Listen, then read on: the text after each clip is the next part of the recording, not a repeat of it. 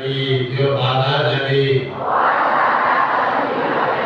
နံပါတ်၄သားသမီးကတော့ပရိသတ်ကြီးအနုဇာတသားသမီးနံပါတ်၄သားသမီးကဘာသားသမီး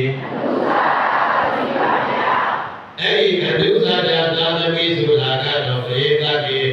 မိဘစိတ်ချမ်းသာရတဲ့သားသမီးမိဘကနားထောင်တဲ့သားသမီးပေါ်မှန်ရလား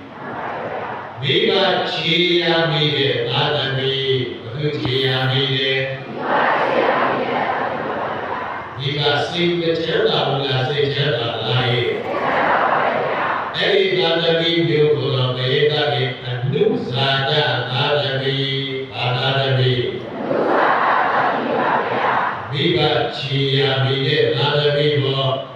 မိဘတွေကဘေဒကေလူမှုတဲ့ဘုလိုပေါ်ရဲ့ဉာဏ်ကုသိုလ်ကောင်းမှုတွေကိုမိဘတွေကရှိကလွတ်ပြလို့အဲ့ဒီသားလေးသမီးတွေကလည်းပဲ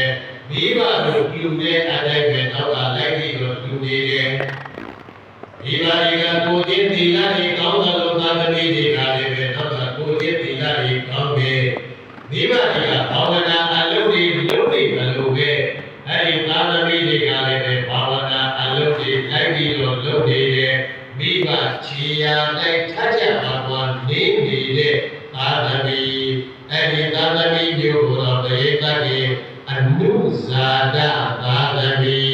ပြောပါသာသမီ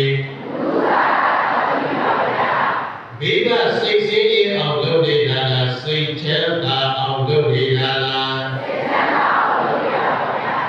နောက်ပြီးတော့တေတတ်ကြီးနံပါတ်3သာသမီကတော့အတိဇာတသာသမီတေတတ်ကြီးဘာသာသမီအဲ့ဒီအတိဇာတသာသမီကတော့တေတတ်ကြီးမိဘတို့တဲ့တာမောတဲ့သာသမီ